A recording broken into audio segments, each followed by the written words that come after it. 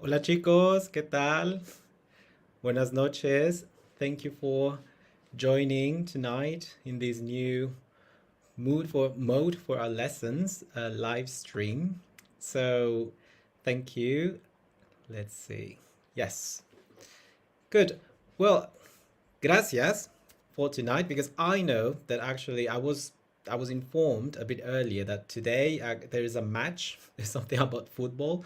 So thank you for taking 30 minutes of your time, and we're gonna practice a bit of grammar. So it's just gonna be 30 minutes, short and sweet, and we will, tackle some grammar points, especially for ser y estar, and then we will do some activities as I mentioned.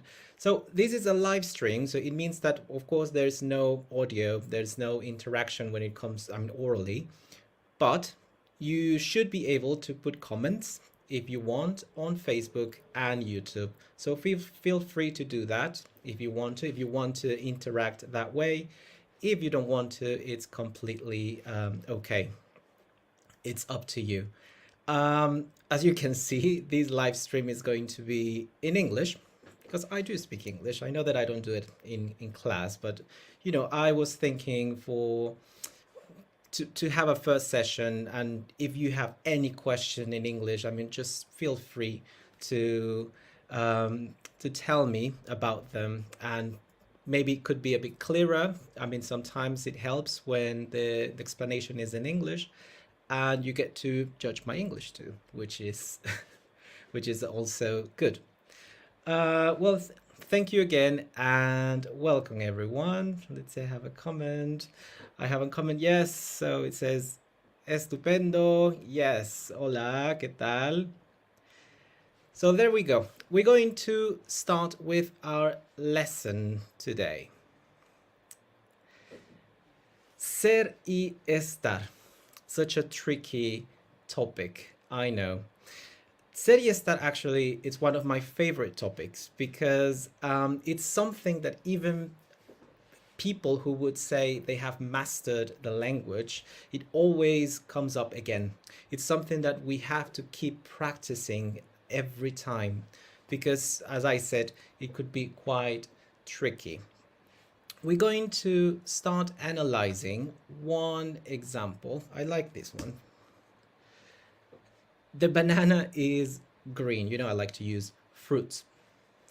Now, in Spanish, we have two options for this sentence, right? We can say, el plátano es verde, o el plátano está verde. That is why it could become a bit tricky, because in English you would use is or the verb to be for these two sentences, but in Spanish, depending on the context and depending on the extra information you want to give, we're going to use es and estar. Now, question, of these two, which one is talking about the color of the banana? ¿Cuál habla sobre el color del plátano? If you're thinking es, that is correct.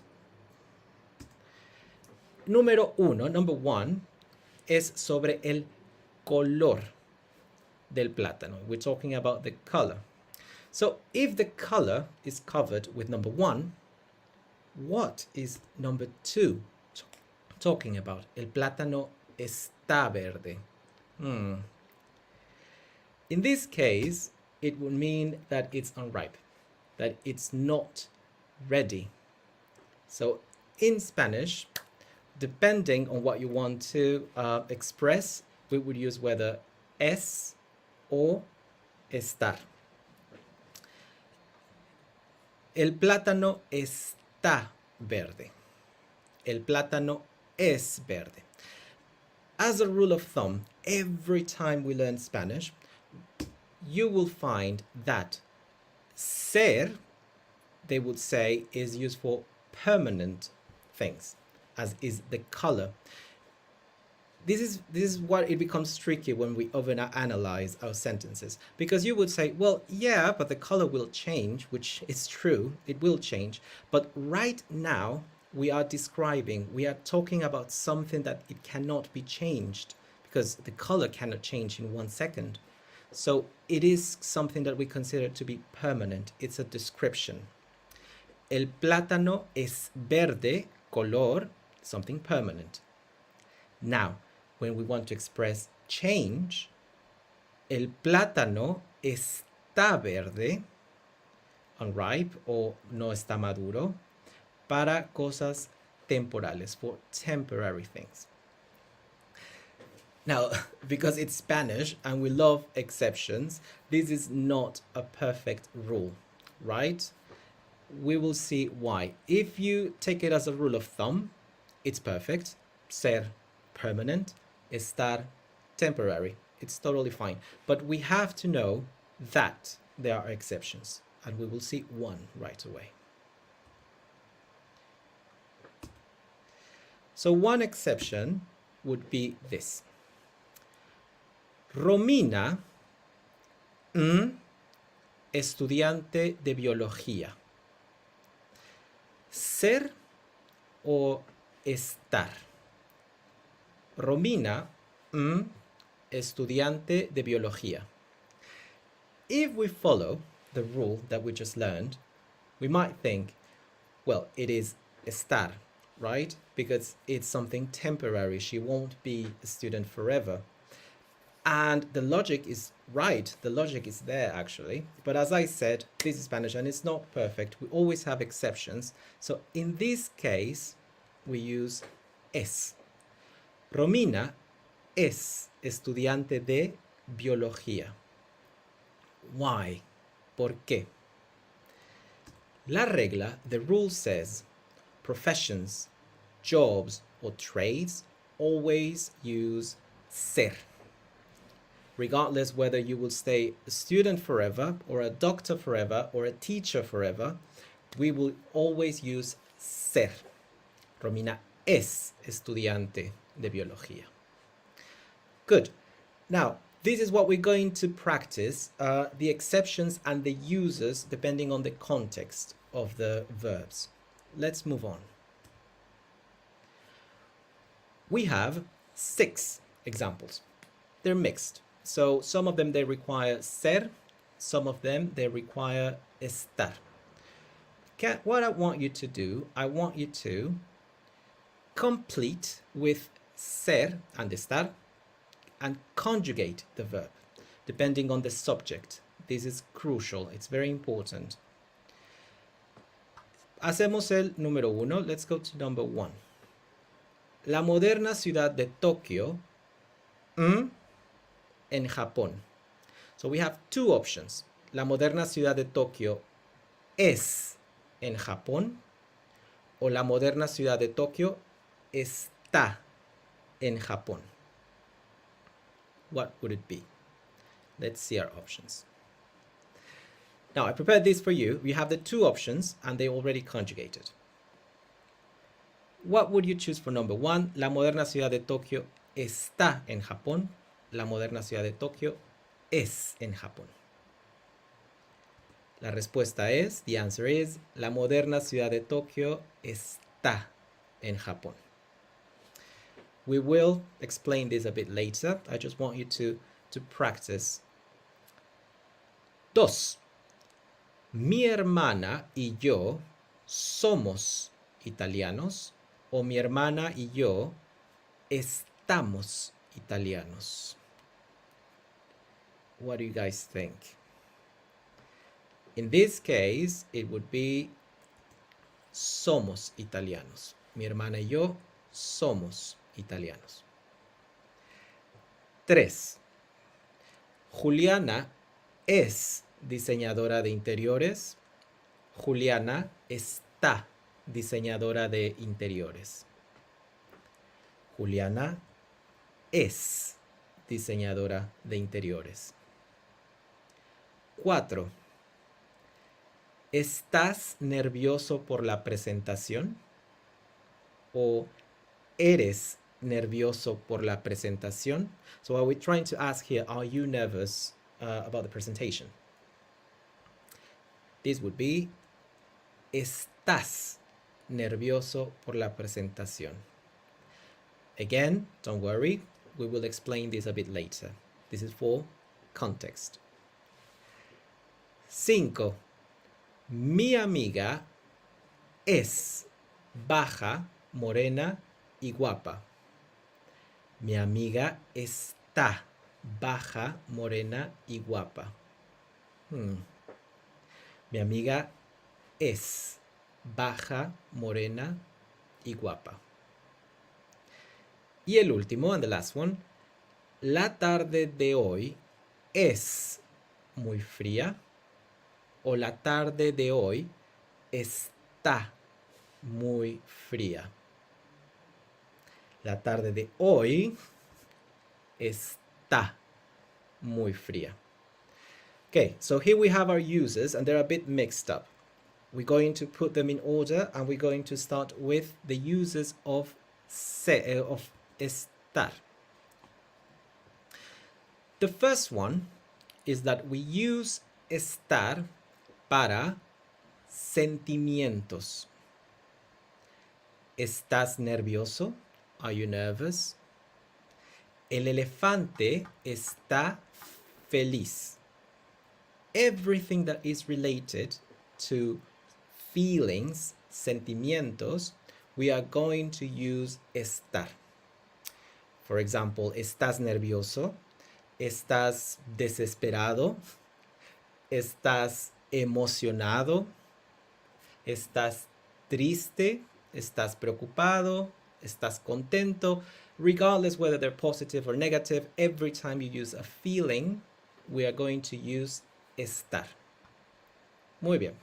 So that's the first use. Second one of estar. Localización. Location. Tokio está en Japón. Vosotros estáis en el concierto. So now, here is important because it's location, a physical location, as is Japan, but also an abstract location, as is the concert. It's the concept of a concert or a party or whatever place would be in an abstract way. So, vosotros estáis en el concierto. For example, vosotros estáis en clase. You are in class, even though there's nothing physical because we are visual, but it's still a location. You are in this moment in class. Estás en clase. Muy bien. Continuamos. And number 3, it's what we call a condition. A condition is basically something that it will change. So this is our example of the banana being unripe. La banana está verde. For now, it will change. Here we have an example. Las montañas están nevadas. The mountains are snowy. Estoy en posición flor de loto. I'm in lotus flower position.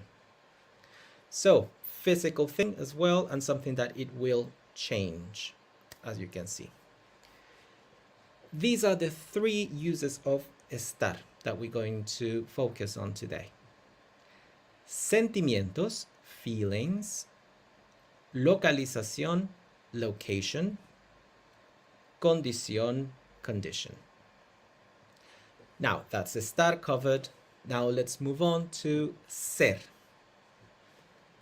The first one. Mi amiga es baja, morena y guapa. So we are using a descripción, a description.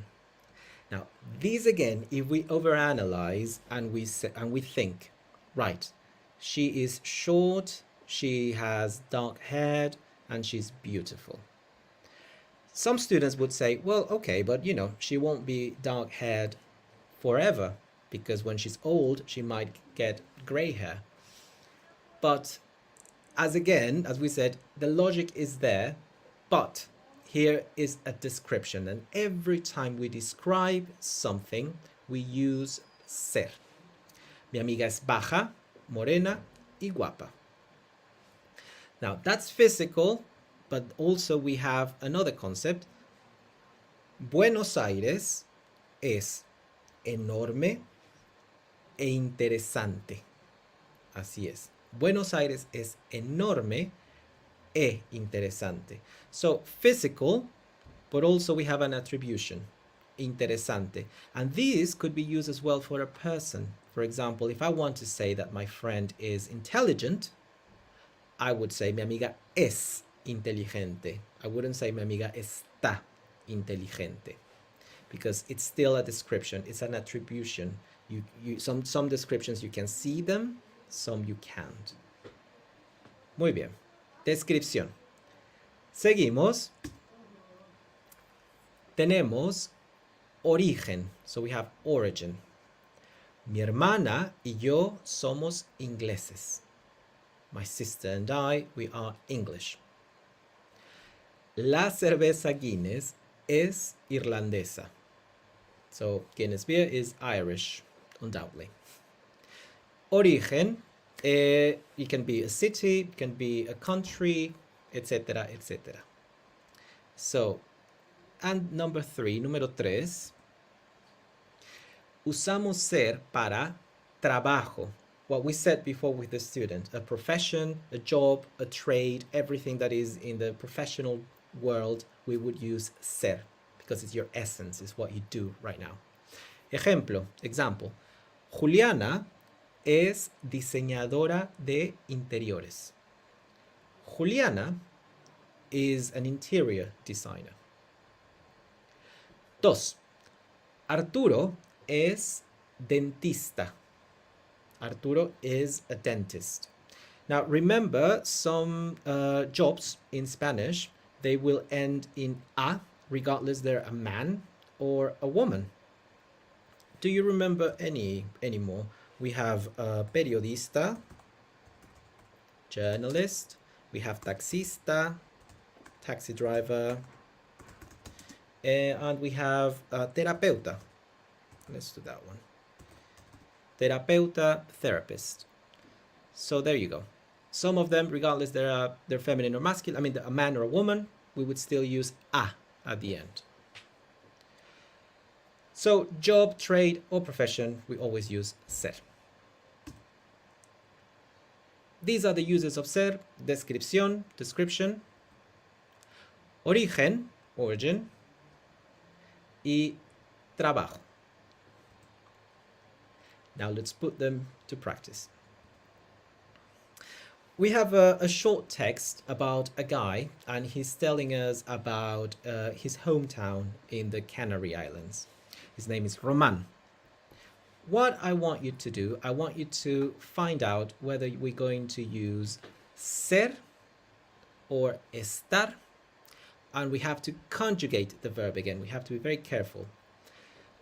I will read the whole text so you can start to have an idea of what you're going to put in the blanks, and then we will do it together. Hola, me llamo Román y canario. Mi ciudad en el norte de la isla de Gran Canaria y muy turística. Mi mujer y yo guías de turistas y nos encanta. Siempre emocionados antes de una excursión. This is where we are. Todos los veranos, la isla lista para recibir miles de visitantes. So, what do you guys think? Hola, me llamo Román y soy canario. So canario, literally a canary. That's how we call people from the Canary Islands. Canario, if it's a guy. Canaria, if it's a woman. Mi ciudad está en el norte de la isla de Gran Canaria. Y muy turística. Y es muy turística. Good. Mi mujer y yo somos guías de turistas y nos encanta. You have another example there of these professions ending in a, regardless is a man or a woman. So here we have a group, my wife and I, but we're still using a. Continuamos.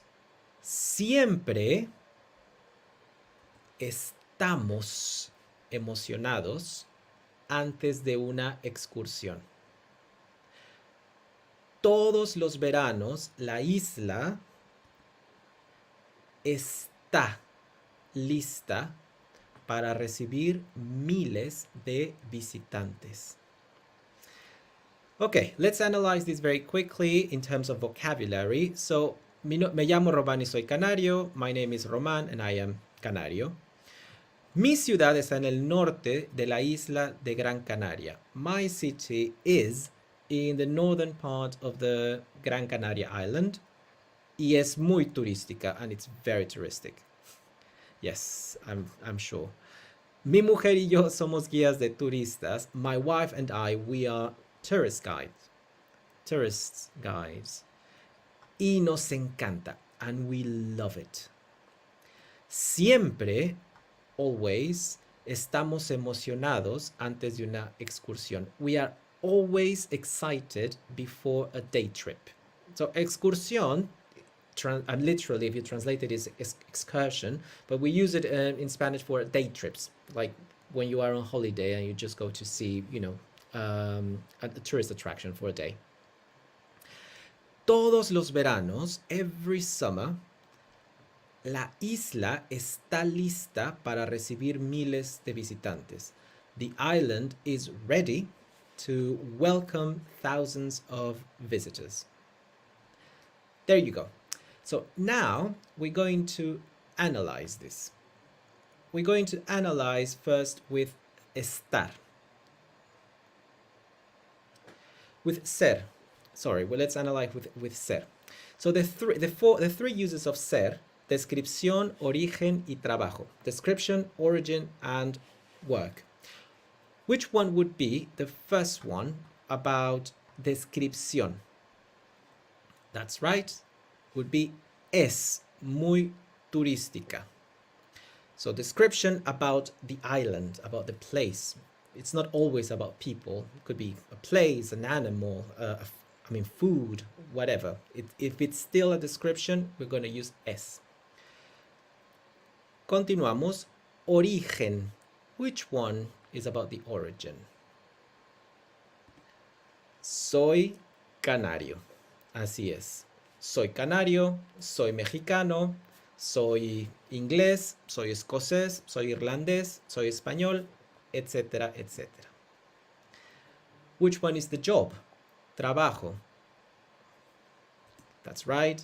Somos guías de turistas. Good.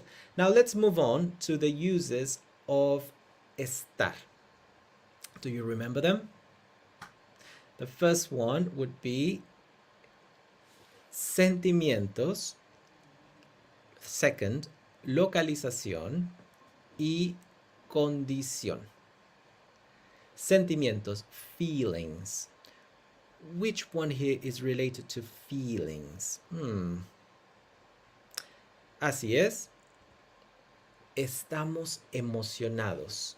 We are always excited before a day trip. Localización. Location. Let's see.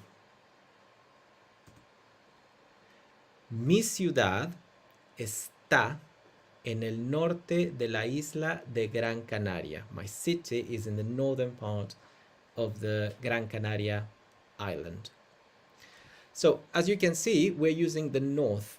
But as I said before, we can use any location, physical or abstract. the north, el norte, mi cuarto, my bedroom, la fiesta, the party, it doesn't matter. Y el último, and the last one, condition. La isla está lista para recibir miles de visitantes. Let me get this. Yes. La isla está lista para recibir miles de visitantes. Entonces, tenemos lista, which is the condition. It's ready only for summer. After summer, it will change. That's it. Good. Let's do one more reading and then we will do some pronunciation. Hola, me llamo Román y soy canario. Mi ciudad está en el norte de la isla de Gran Canaria y es muy turística. Mi mujer y yo somos guías de turistas y nos encanta. Chicos, guys, very careful with this word, guía, guías, guías de turistas. Bien. Seguimos. We continue. Siempre estamos emocionados antes de una excursión. Pronunciation. We have our excursión. Excursión. 3 syllables. After me. Excursión. Excursión. Good. Todos los veranos, la isla está lista para recibir miles de visitantes. Muy bien. Entonces, chicos, gracias. Vamos a terminar aquí nuestro primer live. Thank you for joining us for this live. As you can see, we can still cover grammar topics and we can still practice a bit of pronunciation. So this is the very, very first one. There will be more to come. I think it will allow us to access certain grammar points, and the fact maybe that is in English it will be different, that's for sure. And also as well, I mean, if you have any comments, if you have any suggestions, did I say 4 syllables? We have well, when we have I and O, normally some people would say excursión. That is true, because you have the accent. However, I prefer to use vowels as 1 syllable, excursión.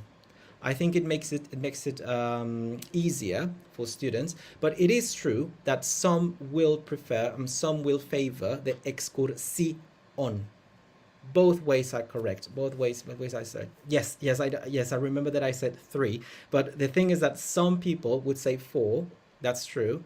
Excursión, but keep it 3. I think it's better. Excursión. Okay. Good. As I was saying, yes, that's actually great because, as you can see, we can still interact. That's really good. So we are testing this. I'm glad that everything went well, and I think it will allow us to be also in contact, and to keep offering you more variety in terms of lessons and in terms of ways to engage with you guys. So thank you again. Thank you very much for coming. Yes, I agree. Comfortable 3 sounds too. I agree. I think excursión is much better than excursión. Some people prefer it. I remember, like, even when I was in primary school, some teachers would separate that sion because especially we have that accent, so it's clear. But in terms for let's say students of English of Spanish as a foreign language, I prefer to put the vowels together. I think it's easier to understand. So yeah.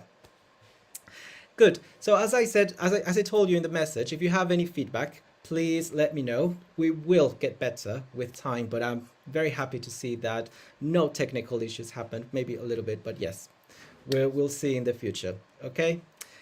Guys, thank you very much. I mean, I know there's a match, so enjoy it and see you next class. Thank you for coming and see you. Nos vemos, chicos. Que tengan un excelente fin de semana. Bye bye.